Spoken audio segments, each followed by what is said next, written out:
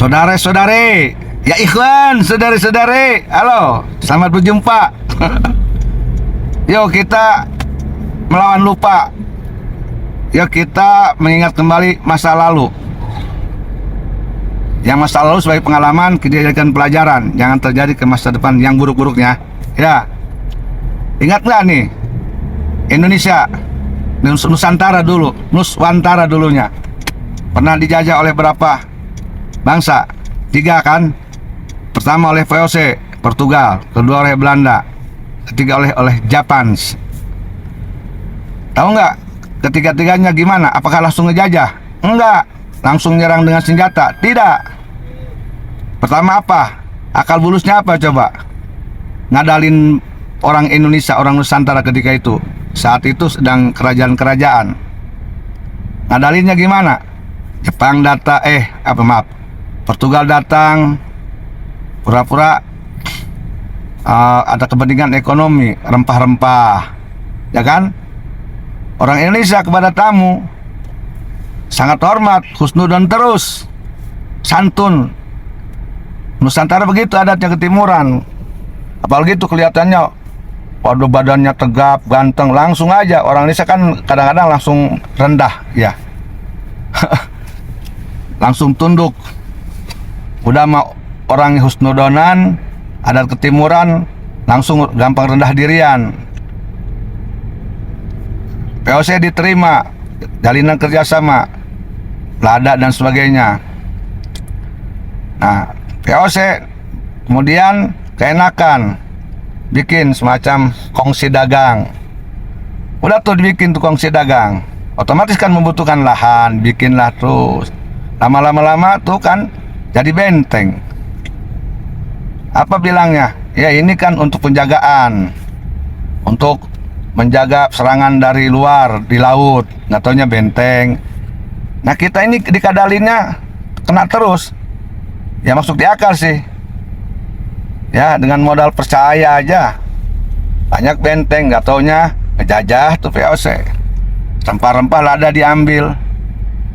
VOC sudah masanya habis, datang Belanda. Londo datang. Sama Londo. Nah, awalnya perdagangan. Jual beli rempah-rempah. Dari Indonesia bawa ini, dari Belanda bawa apa ke Indonesia. Begitu terus. Lama-lama Belanda juga sama. Ngincer tanah-tanah di Nuswantara. Di Jawa, di mana tanah. Saat itu kerajaan-kerajaan. Ngelihat penduduknya mungkin disangkanya ini dianggapnya rendah, bodoh, mulailah akalnya main. Bagaimana menguasai tanah? Nah, pertama-tama ya benar dibeli. Lama-lama bukan dibeli. Kalau dipaksa mau dibeli, kalau nggak mau dibeli dipaksa, diancem. Nggak bisa aja diancem, ya dikadalin, diklaim milik ini tanah milik Bani Al Capon, Al Coro, Al Rantang Runtung ke ulama. Pakai bani-bani. Itu begitu itu diklaim. Ya. Nanti Londo ini mengklaim lagi ada perkebunan kopi rakyat Indonesia. Dibeli nggak dikasih, apalagi diminta. Ya. Lalu bagaimana? Dia dikadalin lagi. Bagaimana caranya dikuasai? Yang penting itu sudah dikuasai. Kebun kopi itu milik Bani Al Lalanjung, Al Pararusing. Begitu terus, kebun kopi, kebun kelapa, kebun cengkeh. Yang tidak diklaim diakud milik dia hanya masjid. Ya, masjid. Ya, tuh Londo. Nah Londo ini nggak cukup begitu, ada perempuan-perempuan yang cantik. Nah ini pribumi harus mau menikahkan anaknya ke Londo. Tapi perempuan Londo nggak boleh ditikah sama orang Nusantara yang ketika itu kerajaan. Ini dikadalin terus kita nih. Ya, ngalah terus, dikalahin terus. Rakyat Indonesia ketika itu emang udah budaya dari dulu sampai sekarang juga, emang orangnya percayaan, husnudanan, nggak enakan, hormat selalu ke tamu-tamu, ke pendatang, semuanya begitu hampir rata-rata. Ada ketimurannya luar biasa, walaupun dikadalin, dikorbanin 350 tahun dijajah nenek moyang kita, darah berceceran, jerit ketangisan, jerit tangis menderita, tanah habis, hancur, ya, terpisah dengan keluarga, bahkan dibunuh kepala dengan badan nggak tahu di mana.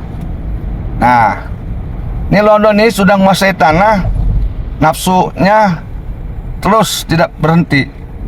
Tanah sudah dikuasai di Nusantara, kerajaan-kerajaan. Apalagi ingin menguasai sistemnya, kerajaannya, kekuasaan, ingin berkuasa di Indonesia. London tuh, gimana caranya? Kerajaan dengan kerajaan diadu domba.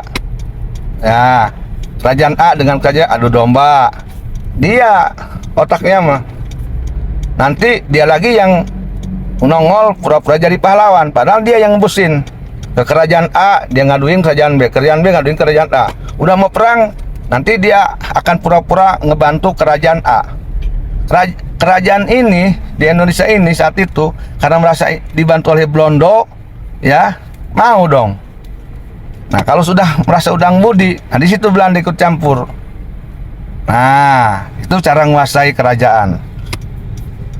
Nah, adu dombanya begitu. Terus gimana kalau umpamanya ini cara menghancurkan kerajaan yang lain? Teknisnya yaitu dengan dirayunya pribumi. Untuk jadi apa? Untuk jadi babunya, untuk jadi jongosnya. Iya, untuk jadi mata-matanya, untuk jadi pengkhianat. Pengkhianat saudaranya, pengkhianat bangsanya, pengkhianat sukunya, pengkhianat rasnya. Mau lagi aja tuh mental-mental budak diadu domba oleh pendatang. Ah, itu saudaranya. Nah, ini mental-mental ini yang menghancurkan Indonesia. Sebetulnya itu dari dulu juga, nggak oleh Belanda langsung, nggak oleh Jepang langsung, nggak oleh Portugis langsung, enggak. Jadi yang diaduin tuh ya orang-orang kitanya juga. Setelah lemah baru mereka datang belakangan, kayak film India. Udah ketangkap baru datang gitu. Udah lemah baru datang dia tuh. Pinter kan? Yang capeknya orang-orang kita, orang sesama suku di Indonesia, orang Jawa dengan orang Jawa, yang satu pengkhianat, yang satu memang orang yang dihianati. Nah, orang yang dihianatinya udah lemah, baru lawannya muncul, serang, begitu. Perjuangan juga begitu di Banten, ya, di Jakarta, di Betawi kan ada si Pitung. Itu secara pribadi-pribadi tuh. Si Pitung lawan Belanda. Belanda udah kesulitan nyari si Pitung, si JI. Nyari dia nggak bisa. Gimana caranya? Ya orang Betawi lagi yang dididik jadi pengkhianat. Mematai-matai si Pitung, di mana tempatnya jadi informan, lapor ke Belanda. Kelemahan-kelemahannya kan begitu kan? Ada yang ngasih tahu si Pitung di sana, baru diserang. Jadi kalahnya, hancurnya pejuang-pejuang di Indonesia itu ya akibat pengkhianat, babu-babu, jongos-jongos, mental-mental jongos. Oleh itu lemahnya. Jadi semua diklaim. Pengklaiman ini salah satu bentuk penjajahan secara halus. Seperti tadi di zaman Belanda ada kebun kopi diklaim. Ini kebun kopi milik Bani Al-Palsui. Nah, ini kebun cengkeh milik Bani Al-Dustai. Ini kebun lada milik kebun cengkeh Bani Al-Bohongi. Nah, semua diklaim. Nah, termasuk makom-makom ulama-ulama besar wali. Nah, diklaim ini makom keramat Bani al coroti. Begitu terus. Semuanya mau kembali aja yang termasur. Temasurannya diambil, keturunannya dipenggal, ditiadakan. Karena supaya wali besar ini menjadi baninya. Dan supaya keturunannya tidak ada, dikatakan itu tidak punya keturunan atau dihancurkan. Kenapa sebabnya?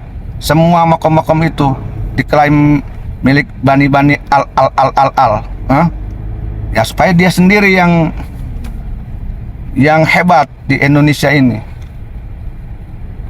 Kenapa ditiadakan keturunannya wali-wali yang diambil masurnya itu? Tadi supaya masyarakat tidak percaya bahwa dia punya keturunan. Yang ada ini adalah yang sedang muncul bani al-ilul. Ini sudah mulai penjajahan halus, penguasaan, ya, udah dikuasai, baru nanti sistemnya, kekuasaannya. Seperti tadi itu Belanda udah menguasai perkebunan cengkeh, perkebunan lada, kopi, kelapa, baru kerajaannya dikuasai.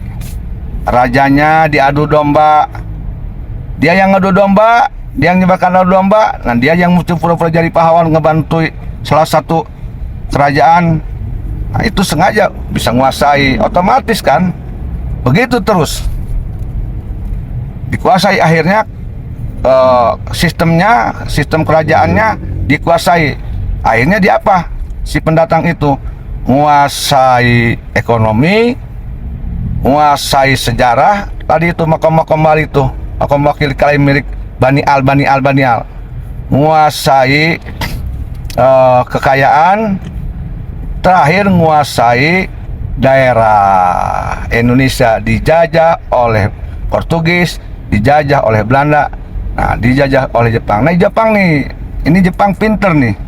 Orang Indonesia tuh dia tahu gampang diaku saudara, langsung iya. Datanglah orang Jepang, ngakunya apa? Ini saudara dari negeri apa tuh? Sakura. Negeri apa namanya ya? Jepang adalah saudaranya Nusantara. Orang Indonesia diaku saudara oleh Jepang. Saya lupa lagi tuh ya istilahnya. Dulu sih waktu sekolah.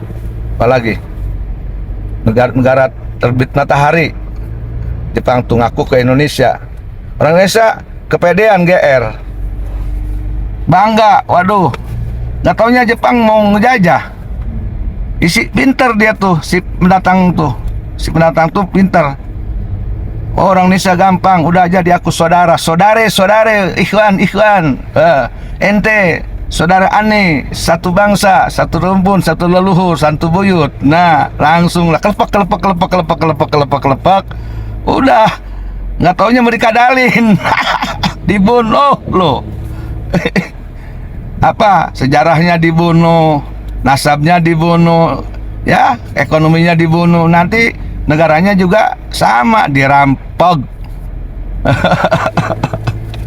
itu harus hati-hati. Jadi penjajahannya macam-macam.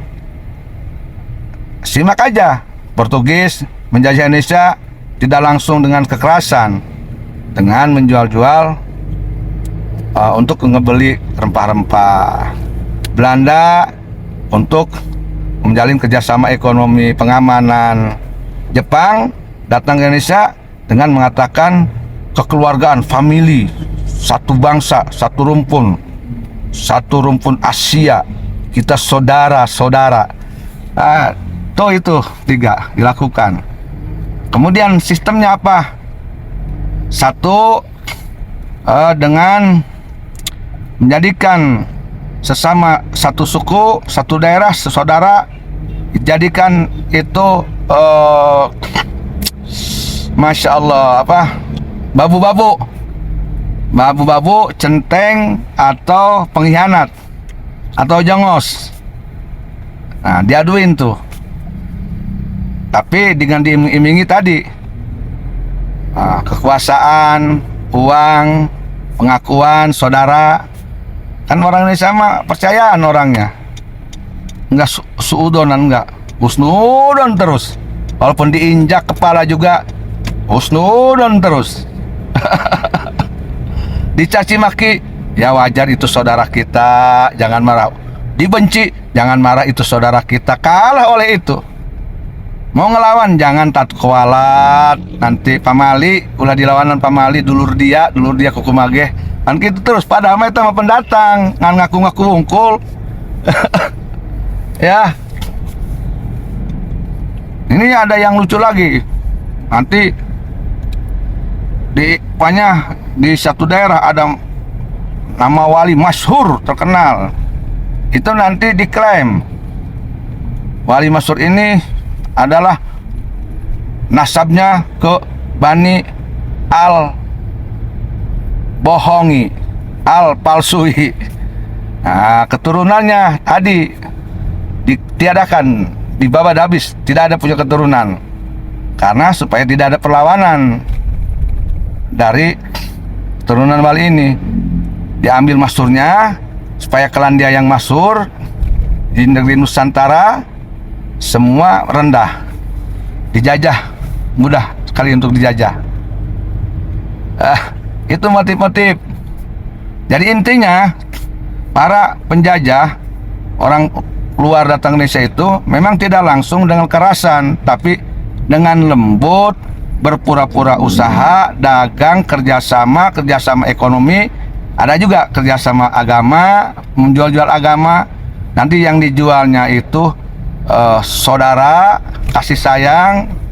Nah, nanti selanjutnya teknisnya orang Indonesia asli yang sebangsa, setanah air, sesuku, sedaerah, ada yang dijadikan jongosnya, mata-matanya, babunya. Diaduin itu oleh mereka, dan tidak langsung menguasai kerajaan, tapi dikuasai dulu tanahnya, kemudian dikuasai dulu budayanya, adatnya dikuasai, kemudian dikuasailah baru sistemnya, kekuasaannya. Seperti itu. Diklaim dulu nih, ini kuburan Bani Al-Anu, diklaim lagi ini milik Anu-Anu, Bani Al-Anu, Al-Capon, Al-Ngaco, segala rupa lah ya. Nah, seperti itu. Jadi kita harus jernih, kita harus tahu. Dan anehnya nih, orang-orang kita nih, udah memang orang kita ini orang-orang baik sih ya, hatinya bersih, selalu husnudon, punya adab etika, ketimuran, selalu percayaan, tapi memang dikadalin terus, dikadalin nasibnya. Nggak peduli itu nenek moyangnya dipanggal, disiksa, dibunuh, diperkosa, dipisahkan antara kepala dengan badan, hartanya diambil, diperas, ya, harga dirinya diinjak, kepalanya diinjak, tapi masih aja doktrin pamali, ulah dilawanan, ulah pamali. Bisa kawalat. Begitu terus. Akhirnya kan 350 tahun Indonesia dijajah Belanda, 3,5 tahun oleh Jepang, belum oleh Portugis. Ya. Nah, kemudian karena kita ini memang sudah adat ketimuran, terkadang ke wali itu kan langsung hormat aja. Nanti dibikin untuk menaikkan klannya, Bani aja yang hebat. Bukan hanya memang ada makam wali yang masuk yang dikaitkan nasabnya ke Baninya, tapi dibikin makam baru hasil mukasyafah, katanya mukasyafah. Yang namanya orang Indonesia kan kalau udah bicara mukasyafah wah orang hebat nih, pemukasyafah langsung kan, orang Indonesia Timur ini langsung berarti orang soleh, mukasyafah orang soleh, benar diyakin langsung. Tapi anehnya ini ada orang yang sering ngomong halusinasi, nggak ngomong halusinasi itu. Ditemukan kuburan palsu baru itu hasil mukasyafah, nggak dibilang halusinasi. Ya, percaya aja. Bikin lagi kuburan baru. Kuburan siapa? Ini kuburan Karomat Bani Al, pakai Al lagi tuh. Al Barui. Terus begitu. Terus. Nah, dulu di Banten pernah ada tuh, mau ada kuburan seperti itu, kuburan palsu. Nah, biasa makom Bani Al Anu lagi aja. Untung keburu ketahuan, nggak jadi. Itu hasil mukasyafah sang wali. Dipercaya terus. Di Jawa pernah kemarin dibongkar. Itu begitu dulu, menguasai itu dulu, baru deh daerahnya, sistemnya, pemerintahannya dikuasai. Nah ini, jadi kita nih orang Indonesia itu dari dulu dikadalin melulu, dijadiin jongos melulu, babu melulu. Padahal itu Allah sudah ngasih pelajaran. VOC datang bagaimana? Awalnya bagaimana? Nggak dipelajari mungkin ya, nggak diberikan pelajaran. Jepang datang awalnya gimana? Nggak langsung dengan senjata. VOC, Jepang, Belanda nggak langsung dengan senjata, dengan kekerasan, enggak. Ya tadi tuh ada yang dijalin dengan jual beli rempah-rempah, kemudian pengamanan, pengakuan saudara, kemudian dia mengklaim ini sebagai baninya, kemudian menjadikan budak-budak, mata-mata, jongos-jongos, kemudian dengan adu domba, sok jadi pahlawan, sok jadi saudara kayak Jepang kan. Kami saudara Indonesia karena se-Asia, saudara tua negeri matahari terbit gitu kan. Kalau lupa lagi dalam sejarah. Nah itu klaim-klaimnya tuh, modusnya. Ya, akhirnya Indonesia dijajah oleh 3 pendatang asing, Jepang, Belanda, Portugis ya. Portugis dulu, Belanda, Jepang. Terus sekarang nih mau siapa lagi yang mau jajah Indonesia ya? Ini ya sekarang ya. Ada lagi nggak?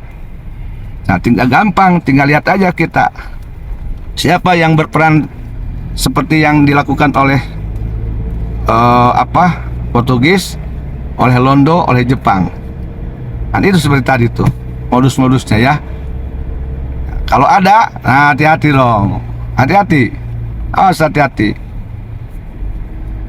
Harus diingat, Nusantara, kerajaan Nusantara tidak akan hancur sebetulnya, walaupun oleh Portugis dengan senjatanya, walaupun oleh Jepang dengan senjata, dan Belanda. Hancurnya siapa? Oleh karena saudaranya sendiri yang jadi pengkhianat, yang jadi bujang, yang jadi babu, yang jadi jongos, yang tidak punya harga diri. Ya, itu baru hancur. Oleh itu hancurnya, karena baik Portugis, baik Belanda, baik Jepang, cara menghancurkan kerajaan Nusantara itu tidak langsung oleh tangan dia langsung berhadapan, tapi melalui orang-orang sebangsanya, sesaudaranya, sesukunya, sekeluarganya, sedarahnya, saudara-saudara diadu-adu. Nah itu pengkhianat itu baru hancur. Mereka duduk senyum, yang perangnya saudaranya, saudara. Ya, apakah ini bisa terjadi zaman sekarang? Ya tinggal lihat aja bagaimana cerdas-cerdasnya kita semua ya. Hei orang-orang yang punya akal pikir, baca oleh engkau apa yang sedang terjadi. Lihat oleh engkau dulu, sekarang, bagaimana nanti ke depan. Kalau engkau bisa melihat yang dulu, nah yang sekarang, yang saya kasih contoh, ke depan kau akan bisa melihat bagaimana nanti misi oknum-oknum terhadap Indonesia NKRI Merah Putih ini. Oke, silakan simak. Silakan simak, saudara-saudari, ya ikhwan, simak ya ikhwan. Ya, assalamualaikum.